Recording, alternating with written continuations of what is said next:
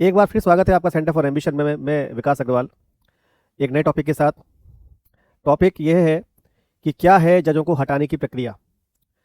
पहले हम ये जान लेते हैं कि जो टॉपिक हम जो पढ़ रहे हैं ये टॉपिक आपका प्रारंभिक परीक्षा पॉलिटी में और आपकी मुख्य परीक्षा जीएस पेपर 2 उसमें ये टॉपिक आएगा। तो हम शुरू करते हैं इस टॉपिक को। आइए देखिए, भारत में विधि का शासन है, यानी कानून का शासन है, और हमारा देश एक विधि से चलता है, कानून से चलता है। और ये विधि, हमारी जो विधि है वो सर्वोच्च विधि हमारे संविधान के रूप में है।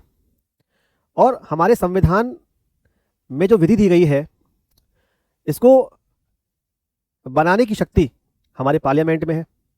और पार्लियामेंट में, हमारी संसद में जो विधायिका है वो कानून बनाती है और कार्यपालिका उस कानून को या उस विधि को लागू करती है।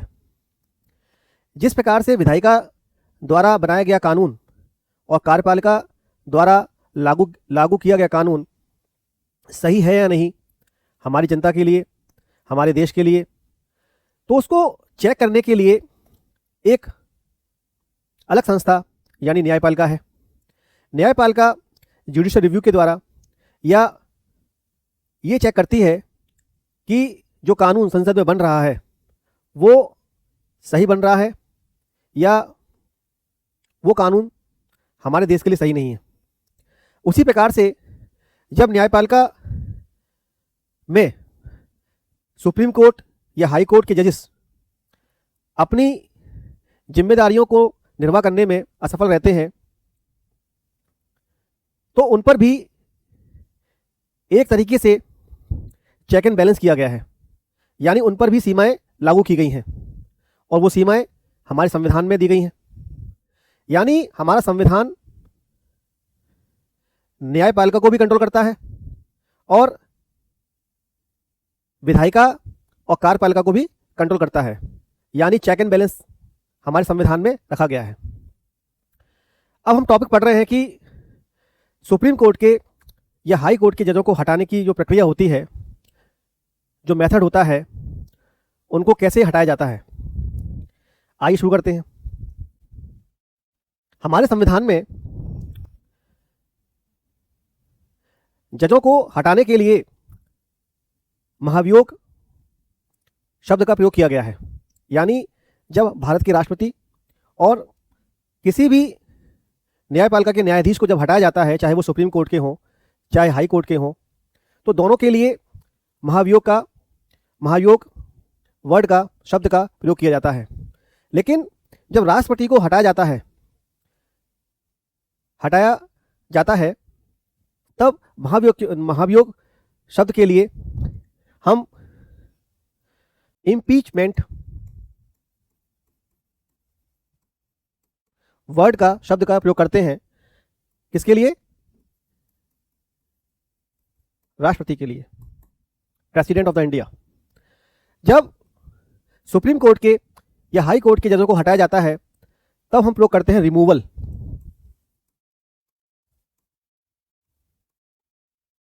सुप्रीम कोर्ट या हाई कोर्ट के जजेस को हटाने के लिए हिंदी में जो शब्द यूज होगा वो महाभियोग ही यूज होगा। दोनों के लिए महाभियोग ही वर्ड प्रयोग होगा। लेकिन इंग्लिश में ये वर्ड इम्पीचमेंट सुप्रीम कोर्ट, यह वर्ड इम्पीचमेंट राष्ट्रपति के लिए, और रिमूवल सुप्रीम कोर्ट और हाई कोर्ट के न्यायाधीशों के लिए। अब न्यायाधीशों को हटाने के लिए हमारे संविधान में जिस आर्टिकल का प्रयोग किया गया है वह आर्टिकल है आर्टिकल 217 में क्लॉज 1 सब क्लॉज बी में यह कहा गया है कि हाई कोर्ट के चीफ जस्टिस और अन्य जजों को वैसे ही हटाया जाएगा जैसे सुप्रीम कोर्ट के मुख्य न्यायाधीश या अन्य न्यायाधीशों को हटाया जाता है। ये बात आपके आर्टिकल 270 क्लॉज 1 सब क्लॉज बी में बताई गई है। अब आर्टिकल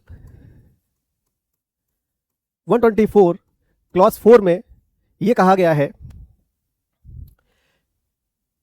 आर्टिकल 124 क्लॉज 4 में सुप्रीम कोर्ट के न्यायाधीशों को हटाए जाने की बात की गई है।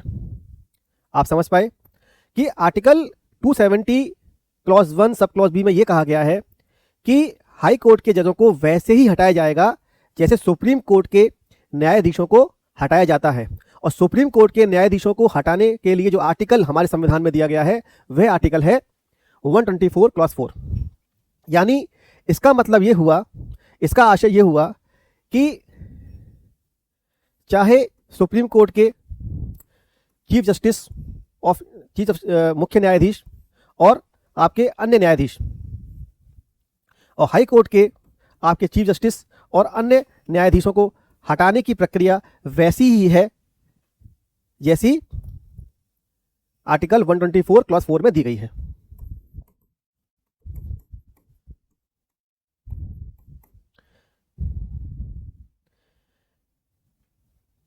यानी सुप्रीम कोर्ट के न्यायाधीश हों या हाई कोर्ट के न्यायाधीश हों, जैसे हमारे देश में अभी 25 हाई कोर्ट्स हैं, चाहे वो तमिलनाडु का हाई कोर्ट हो, चाहे केरला का हाई कोर्ट हो, चाहे झारखंड का, बिहार का, यूपी का, अगर किसी हाई कोर्ट के न्यायाधीशों को हटाया जाना है, उन्हें रिमूव करना है, तो उनको उसी रीति से हटाया जाएगा जिस रीति से सुप्रीम कोर्ट के न्यायाधीशों को हटाया जाता है। बात समझ पाए? मैंने बताया आपको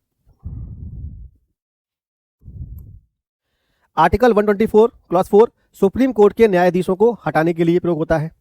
आर्टिकल 217 क्लॉज 1 सब क्लॉज बी, ये आर्टिकल आपका हाई कोर्ट के न्यायाधीशों को हटाने की बात करता है। बात समझ पाए आप लोग? अब आगे आते हैं। इसके साथ ही आर्टिकल 124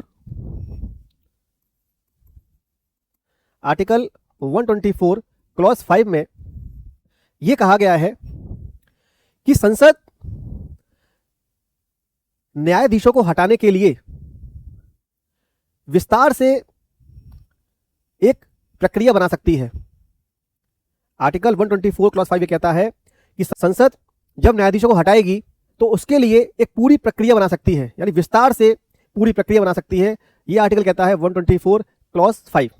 और इसी 124 क्लॉज 5 में आपकी एक एक्ट आता है, इसे कहते हैं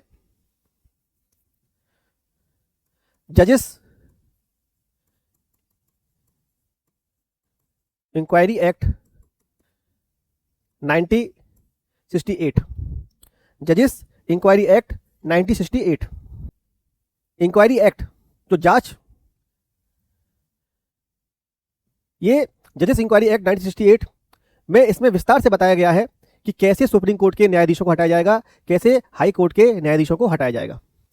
बात समझ गए आप? अब तक बात आप ये समझे कि आर्टिकल 270 क्लॉज 1 सब clause B, article 124 clause 4, article 124 clause 5, ठीक है। और सुप्रीम कोर्ट के जजों को और हाई कोर्ट के जजों को हटाने की जो शक्ति है वो किसके पास है? वो आपके संसद के पास है। यानी संसद ही सुप्रीम कोर्ट और हाई कोर्ट के जजों को हटा सकती है। आर्टिकल 124 क्लॉज 4 में एक बात और बताई गई है। आर्टिकल 124 क्लॉज 4 में एक बात और बताई गई है कि जब संसद में किसी भी सुप्रीम कोर्ट के और हाई कोर्ट के जजों को हटाने की प्रक्रिया पूरी हो जाएगी और उसके बाद उसके उपरांत राष्ट्रपति एक आदेश देकर उस न्यायाधीश को हटाएंगे, चाहे वो हाई कोर्ट का हो चाहे सुप्रीम कोर्ट का हो। बात समझ गए आप यहां तक? आगे आइए। एक बात आपको और समझने के लिए जरूरी है कि जब किसी भी न्यायाधीश को हटाने की बात होगी उसके हटाने की प्रक्रिया किसी भी राज्य विधानमंडल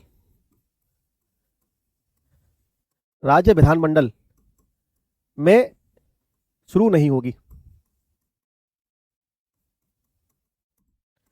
यानी किसी भी जज को हटाया जाता है तो उसकी प्रक्रिया स्टेट असेंबली में शुरू नहीं होगी। ऐसा नहीं कि यूपी के जज को हटाना है तो योगी जी ने अपनी विधानसभा में प्रक्रिया शुरू कर दी, या फिर ममता बनर्जी ने, यानी पश्चिमी बंगाल के किसी जज को हटाना है तो ममता बनर्जी ने अपनी विधानसभा में प्रक्रिया शुरू कर दी। किसी भी जज को हटाना है, किसी भी हाई कोर्ट के जज को हटाना है, जैसे 25 उच्च न्यायालय हैं हमारे भारत में, तो उन जजों को हटाने के लिए, उन हाई कोर्ट के चीफ जस्टिस और अन्य जजों को हटाने के लिए जो प्रक्रिया शुरू होगी वो किसी भी राज्य की विधानसभा में शुरू नहीं होगी, राज्य विधानमंडल में शुरू नहीं होगी, वो शुरू होगी आपकी संसद में। यानी सुप्रीम कोर्ट के और हाई कोर्ट के जजों को हटाने की प्रक्रिया आपकी संसद में ही शुरू हो सकती है, और संसद को ही हटाने की शक्ति है। और जब ये प्रक्रिया पूरी हो जाएगी तो राष्ट्रपति आदेश देकर उस जज को हटाएंगे। यहां तक बात शुरू हो गई, समझ में आ गई आपको? ठीक है, अब हम समझेंगे कि जब किसी जज को हटाया जाता है, चाहे वो सुप्रीम कोर्ट का हो या हाई कोर्ट का हो, तो उसके लिए जो प्रक्रिया है वो कैसे शुरू होती है, कैसे स्टार्ट होती है। तो सबसे पहले हमें किसी जज को हटाना है तो उसके लिए एक रेजोल्यूशन आएगा, एक प्रस्ताव आएगा। यह प्रस्ताव संसद के किसी भी सदन में आ सकता है, चाहे वो लोकसभा हो चाहे राज्यसभा हो। हम किसी जज को हटाने के लिए जो प्रस्ताव लाएंगे वो किसी भी सदन में ला सकते हैं, लोकसभा में भी ला सकते हैं और राज्यसभा में ला सकते हैं। अगर जब हम प्रस्ताव लाएंगे तो उस प्रस्ताव को लाने के लिए लोकसभा में 100 और राज्यसभा में 50 यानी 50 सदस्यों की यहां सहमति चाहिए और 100 सदस्यों की सहमति यहां चाहिए। मौखिक नहीं, 100 सदस्यों के हस्ताक्षर और 50 सदस्यों के हस्ताक्षर होने चाहिए कि यहां हम साहब इस न्यायाधीश को हटाना चाहते हैं। जब ये प्रस्ताव लोकसभा के अध्यक्ष या राज्यसभा के सभापति के पास आएगा तो लोकसभा के अध्यक्ष और राज्यसभा के सभापति को भी यह शक्ति प्राप्त है जजिस इंक्वायरी एक्ट में कि वो निर्णय ले सकते हैं, वो उस प्रस्ताव पर निर्णय ले सकते हैं कि उस प्रस्ताव पर निर्णय ले सकते हैं कि जज को हटाया जाए कि जज को ना हटाया जाए। यह बात ध्यान रखिएगा कि लोकसभा अध्यक्ष और राज्यसभा के सभापति को भी ये शक्ति प्राप्त है जजेस इंक्वायरी एक्ट 1968 में कि वो भी यह तय कर सकते हैं कि जज को हटाया जाए कि ना हटाया जाए। और ये शक्ति कौन देता है? ये शक्ति आर्टिकल 124 क्लॉज 5 में जो एक्ट है जजेस इंक्वायरी एक्ट 1968 उनको देता है। बात समझ गए यहां तक आप? प्रस्ताव आ गया, प्रस्ताव लोकसभा में भी आ गया, राज्यसभा में भी आ गया, लोकसभा के 100 सदस्य, राज्यसभा के 50 सदस्य। ठीक है, आगे बढ़े। इसके बाद क्या होगा? अगर लोकसभा के अध्यक्ष और राज्यसभा के सभापति को लगता है कि कोई भी न्यायाधीश दोषी है तो इसके लिए एक इंक्वायरी कमेटी बनेगी, जांच समिति। बात समझ रहे? ये जांच समिति बनेगी। कौन बनाएगा? अगर प्रस्ताव लोकसभा में पहले आया है तो लोकसभा अध्यक्ष बनाएंगे, अगर राज्यसभा में पहले आया है तो राज्यसभा के सभापति बनाएंगे। अब जो ये जांच समिति बनेगी इसमें 3 मेंबर होंगे। कितने मेंबर होंगे? 3 मेंबर होंगे। इन 3 मेंबर में सुप्रीम कोर्ट के जो जांच समिति बनेगी इसमें 3 मेंबर होंगे। 3 मेंबर 1 2 3। पहले में सुप्रीम कोर्ट के मुख्य न्यायाधीश, चीफ जस्टिस ऑफ इंडिया, या सेवारत न्यायाधीश। रिटायर नहीं, सेवारत यानी जो काम कर रहे हैं वर्तमान में। ठीक है। दूसरे हाई कोर्ट के मुख्य न्यायाधीश और हाई कोर्ट के ही सेवारत न्यायाधीश। तीसरे जो मेंबर होंगे वो होंगे विधि वेत्ता, यानी कानून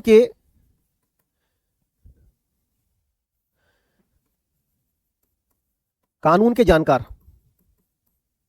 और ये जो तीसरा व्यक्ति है विधि वेत्ता, जो कानून के जानकार हैं, ये तय कौन करेगा? ये तय करेंगे आपके अध्यक्ष और आपके सभापति। बात समझ गए?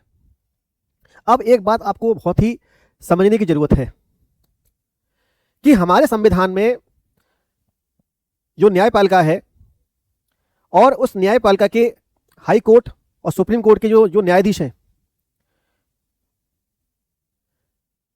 उनको हटाने की प्रक्रिया में और राष्ट्रपति को हटाने की प्रक्रिया में ज्यादा शक्ति हमारे भारत के न्यायाधीशों के पास है, न्यायपालिका के पास है। आप पूछेंगे कैसे? कि जब भारत के राष्ट्रपति को हटाया जाता है, उस पर महाभियोग लगाया जाता है, तो उस महाभियोग की प्रक्रिया में किसी भी तरह की जांच कमेटी की बात नहीं की गई है।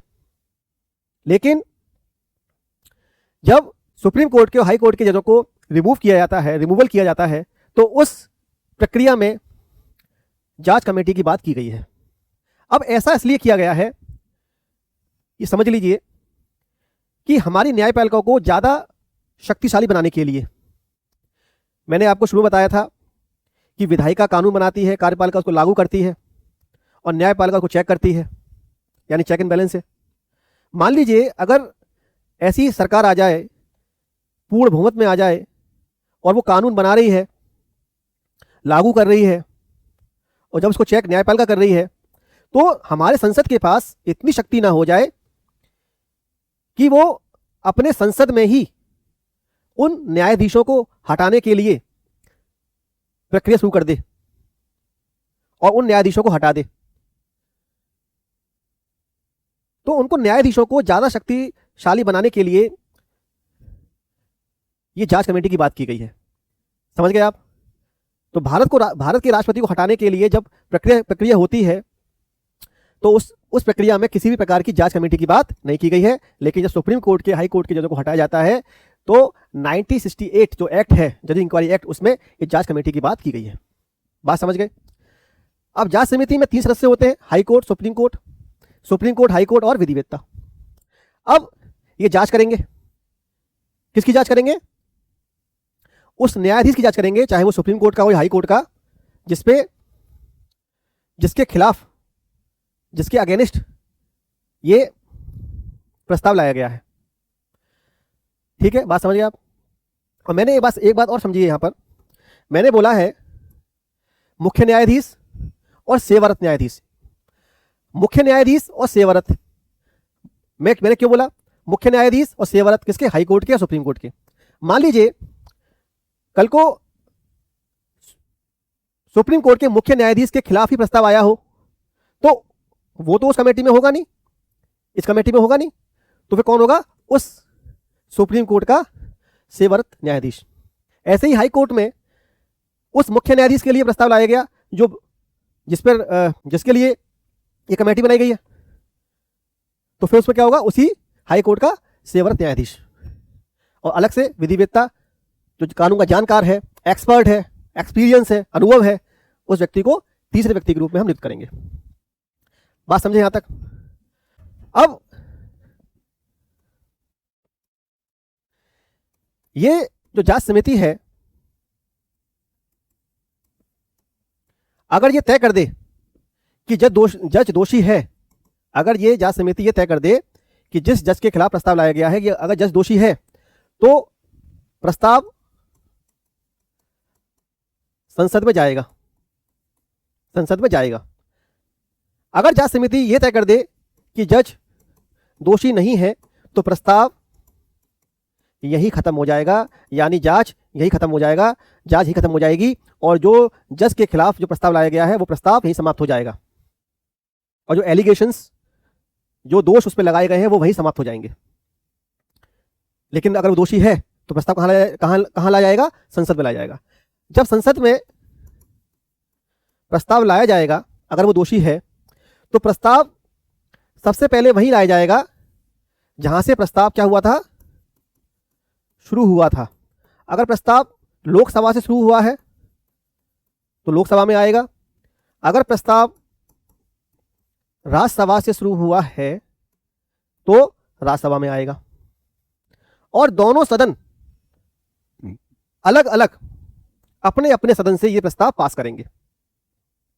अगर जज दोषी है, अगर जांच कमेटी ने उस जज को दोषी पाया है तो अब प्रस्ताव संसद में आया, प्रस्ताव वहीं आएगा जहां प्रस्ताव प्रारंभ किया गया था। प्रारंभ जैसे मैंने बताया था कि प्रस्ताव पहले संसद में आएगा, संसद में आएगा तो लोकसभा में 100 सदस्य, राज्यसभा में 50 सदस्य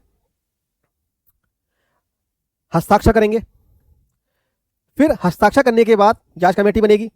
जांच कमेटी में 3 व्यक्ति होंगे, सुप्रीम कोर्ट और हाई कोर्ट और विधिवेत्ता। अगर वो जांच कमेटी उस जज को दोषी ठहराती है तो प्रस्ताव फिर संसद में जाएगा और प्रस्ताव वहां जाएगा सबसे पहले जहां से प्रस्ताव शुरू हुआ था। अगर लोकसभा में गया, लोकसभा में प्रस्ताव शुरू हुआ तो लोकसभा में जाएगा और राज्यसभा में शुरू हुआ तो राज्यसभा में जाएगा और दोनों ही सदन अलग अलग विशेष बहुमत से इस प्रस्ताव को पास करेंगे। अब संसद अपने दोनों सदनों में इस प्रस्ताव को पास करेंगे, किससे? विशेष बहुमत से, स्पेशल मेजॉरिटी। अब बहुमत क्या है? आपको पता है कि जब भी हम कोई कानून बनाते हैं, कोई एक्ट बनाते हैं, कोई बिल पास करते हैं तो बिल जब पास होता है जब भी कानून बनता है।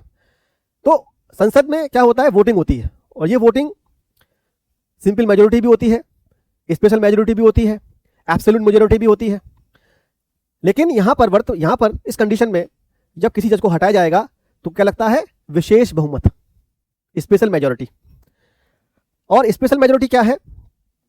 स्पेशल मेजॉरिटी विशेष बहुमत, इसको हटाने की कंडीशन ये है, विशेष बहुमत की कंडीशन ये है, इसमें 2 कंडीशन पूरी होनी चाहिए। पहली कि सदन में उपस्थित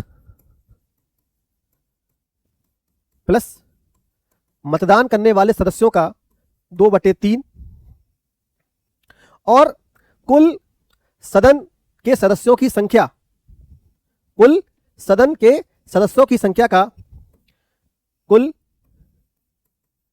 सदन कौन सा? लोकसभा भी हो सकता है और राज्यसभा भी। इनकी कुल सदस्य संख्या का 50% से कम ना हो।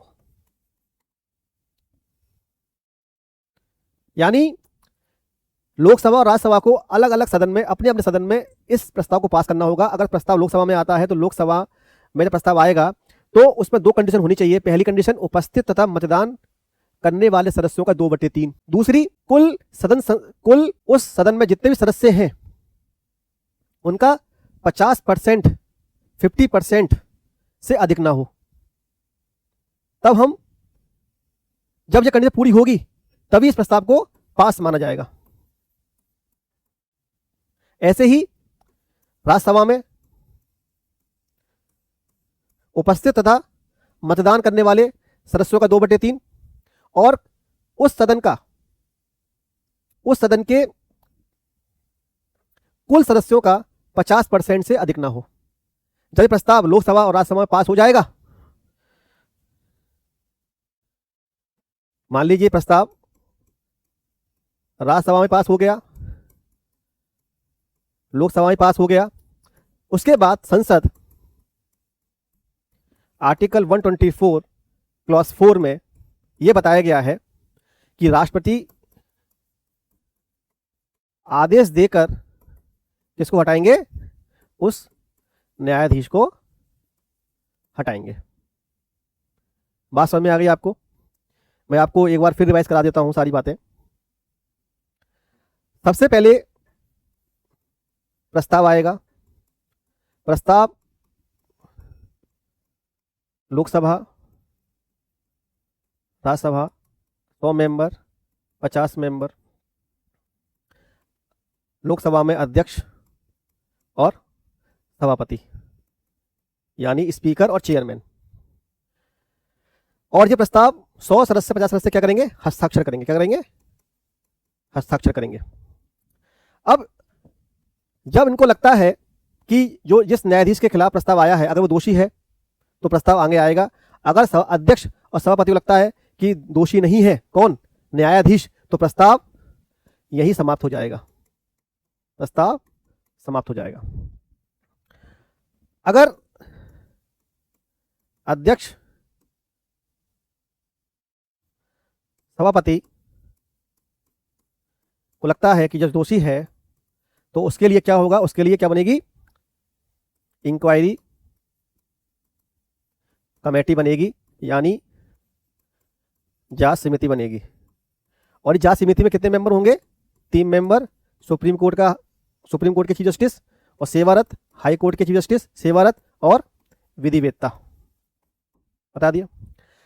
फिर ये जांच कमेटी तय करेगी कि जज दोषी है या नहीं। अगर दोषी है तो संसद में प्रस्ताव जाएगा और प्रस्ताव पास होगा अलग अलग सदन में यानी लोकसभा में और राज्यसभा में। किससे? विशेष बहुमत से। और प्रस्ताव अलग अलग सदन पास हो जाता है तो राष्ट्रपति 124 क्लॉज 4 में राष्ट्रपति आदेश देकर उस जज को हटा देंगे। यहां तक बात आपके समझ में आई? ठीक है। अब हम जानते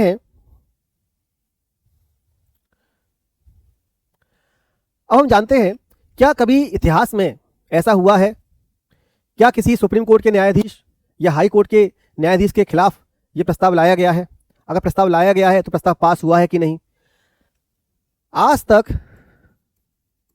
किसी भी न्यायाधीश को रिमूव नहीं किया गया है। ठीक है। अब जस्टिस वी रामास्वामी के लिए प्रस्ताव लाया गया, प्रस्ताव पास हुआ, जांच कमेटी ने भी उन्हें दोषी ठहरा दिया,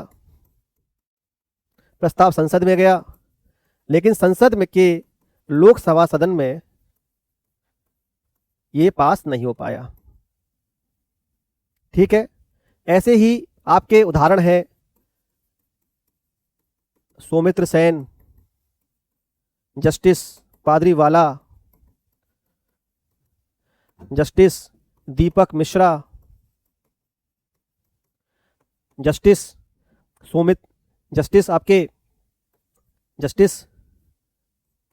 नागा अर्जुन। इन जो सारे जो जज हैं इनके खिलाफ प्रस्ताव तो आया, पास भी हुआ, लेकिन जांच कमेटी ने दोषी ठहराया, लेकिन लोकसभा में पास नहीं हो पाया। किसी के खिलाफ प्रस्ताव पास ही नहीं हो पाया, किसी के खिलाफ जांच कमेटी बैठी उसे दोषी नहीं ठहराया। तो कहीं ना कहीं प्रस्ताव पास नहीं हुआ, जांच कमेटी ने उन्हें दोषी नहीं ठहराया, और दोषी ठहराया भी तो प्रस्ताव सदन में जाके बहुमत उसको नहीं मिल पाया, यानी विशेष बहुमत से वो पास नहीं हो पाया। बात समझ पाए यहां तक आप? अब कुछ टेक्निकल चीजें हैं वो आप समझ लीजिए, कुछ तकनीकी चीजें हैं वो आप समझ लीजिए, आपके काम आएंगी। इस सारी प्रक्रिया में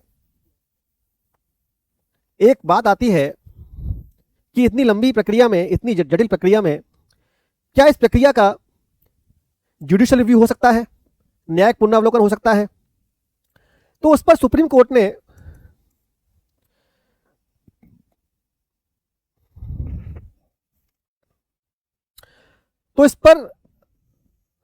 ने जो वी रामास्वामी की वाइफ थी, justice V Ramaswamy, Sarojini Ramaswamy, 1992 case में सुप्रीम कोर्ट ने यह निर्णय दिया कि प्रस्ताव के, आपको मैंने सारी बातें बताई कि प्रस्ताव के 2 पार्ट होते हैं। एक प्रस्ताव जब आता है, प्रस्ताव जब जांच कमेटी बैठती है और जांच कमेटी उस पर चार्जेस लगाती है, एक प्रस्ताव ये हो गया, मतलब प्रस्ताव की बात ये हो गई।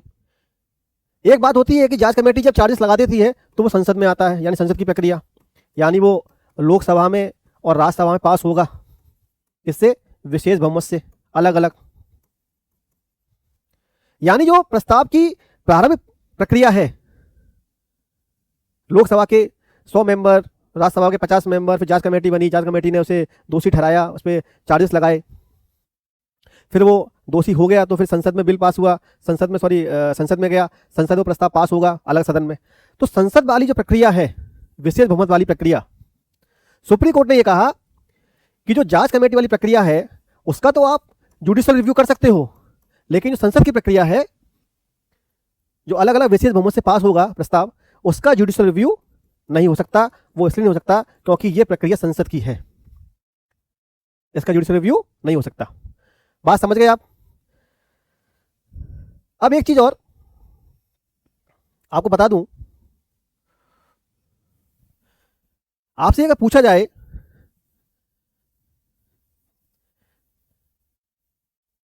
कि अगर प्रस्ताव लोकसभा में आ गया और लोकसभा उसी समय भंग हो जाती है या विघटित हो जाती है, तो क्या प्रस्ताव वहीं खत्म हो जाएगा? यानी संसद में जब प्रस्ताव आता है पास होने के लिए विशेष बहुमत से, जांच कमेटी के बाद, जांच कमेटी उसे दोषी ठहराती है उसके बाद, और उसी समय लोकसभा भंग हो जाती है या विघटित हो जाती है, तो क्या प्रस्ताव वहीं खत्म हो जाएगा? नहीं, प्रस्ताव वहीं खत्म नहीं होगा। नई लोकसभा जब बनेगी तो प्रस्ताव की शुरुआत वहीं से होगी जहां से लोकसभा विघटित हुई थी या भंग हुई थी, यानी प्रस्ताव खत्म नहीं होगा। बात समझ गए? यानी लोकसभा भंग होने के बावजूद भी प्रस्ताव खत्म नहीं होता। नई लोकसभा जब बनती है, प्रस्ताव की शुरुआत वहीं से होती है जहां से प्रस्ताव खत्म हुआ था। ठीक है। एक दूसरी बात आपको मालूम होना चाहिए कि आर्टिकल 124, एक बात और महत्वपूर्ण आपको मालूम होना चाहिए कि जो आर्टिकल 124 में जजों को हटाने के लिए जो कारण बताए जाते हैं कि जजों को किस आधार पर हटाया जा रहा है, उसमें एक वर्ड आता है साबित कदाचार, साबित कदाचार और असमर्थता, यानी प्रूफ्ड मिसबिहेवियर और इनकैपेसिटी। अब जो साबित कदाचार है, इन दो आधार पर हम किसी भी सुप्रीम कोर्ट के न्यायाधीश और हाई कोर्ट के न्यायाधीश को हटा जाते हैं। यह बात करता है आर्टिकल 124 क्लॉज 4। अब आर्टिकल 124 क्लॉज 4 में जो साबित कदाचार वर्ड का जो यूज किया गया है, शब्द का यूज किया गया है, तो आपसे पूछ सकता है कि साबित कदाचार सुप्रीम कोर्ट के हाई कोर्ट और न्यायाधीशों को हटाने की बात करता है, हाई कोर्ट के मुख्य न्यायाधीश और न्यायाधीशों को हटाने की बात करता है, तो साबित कदाचार के द्वारा किन किन और लोगों को भी हटाया जाता है। तो पहला देखिए, यूपीएससी के जो अध्यक्ष होते हैं और जो उसके सदस्य होते हैं, इनको हटाने के लिए भी हम साबित कदाचार का यूज करते हैं, प्रूफ्ड मिसबिहेवियर का। जो आपके सीएजी होते हैं, जो आर्टिकल 148 में दिया गया है, नियंत्रक महालेखा परीक्षक, उसको हटाने के लिए भी हम प्रूफ्ड मिसबिहेवियर की बात करते हैं। और तीसरा, आपके जो मुख्य चुनाव आयुक्त होते हैं, चीफ इलेक्शन ऑफ इंडिया, उसको हटाने के लिए भी हम प्रूफ्ड मिसबिहेवियर की बात करते हैं। यानी सुप्रीम कोर्ट के न्यायाधीश, अन्य न्यायाधीश, हाई कोर्ट के मुख्य न्यायाधीश, अन्य न्यायाधीश, मुख्य चुनाव आयुक्त, नियंत्रक महालेखा परीक्षक, controller general of the India, election commission of the India और यूपीएससी के अध्यक्ष और उनके सदस्यों को भी हटाने के लिए हम साबित कदाचार शब्द का प्रयोग करते हैं। बात समझ गए आप? अब ये बात होती है कि साबित कदाचार का आशय क्या है, क्या है साबित कदाचार में, मतलब प्रूफ मिसबिहेवियर को हम अगर एक्सप्लेन करें, परिभाषित करें, तो क्या आशय है उसका। तो इसी बात को जानने के लिए आर्टिकल 143 में राष्ट्रपति, इसे हम प्रेसिडेंशियल रेफरेंस की बात करता है आर्टिकल 143, इसमें राष्ट्रपति सुप्रीम कोर्ट से पूछ सकता है, अपनी सलाह ले सकता है किसी भी चीज पर। तो ऐसे ही आर्टिकल 144 का ऐसे ही आर्टिकल 143 का प्रयोग करते हुए राष्ट्रपति ने सुप्रीम कोर्ट से पूछा कि साबित कदाचार प्रूव्ड मिसबिहेवियर का मतलब क्या है। तो सुप्रीम कोर्ट क्या कहता है वो मैं अभी आपको बताता हूं, लेकिन आर्टिकल 143 में जब राष्ट्रपति सुप्रीम कोर्ट से सलाह लेता है तो सुप्रीम कोर्ट उस सलाह को देने के लिए बाध्य नहीं है और राष्ट्रपति भी उस सलाह को मानने के लिए बाध्य नहीं है। लेकिन 1950 से पहले जो भी अगर मामले आते हैं उस पर अगर राष्ट्रपति सुप्रीम कोर्ट से कोई सलाह लेता है तो राष्ट्रपति को वो सलाह देना बाध्य ही है। बात समझ गए? समझे आप? इसको अच्छे से पढ़िएगा आप 143। तो 143 में सुप्रीम कोर्ट ये कहता है कि साबित कदाचार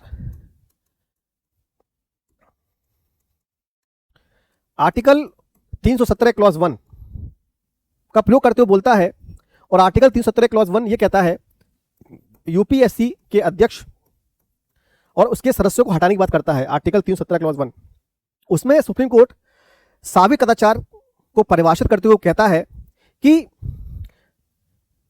अगर कोई न्यायाधीश अपने पद की गरिमा का उल्लंघन कर रहा है या भ्रष्टाचार में शामिल है या अनैतिक कार्य कर रहा है तो वो सारी चीजें, यानी पद की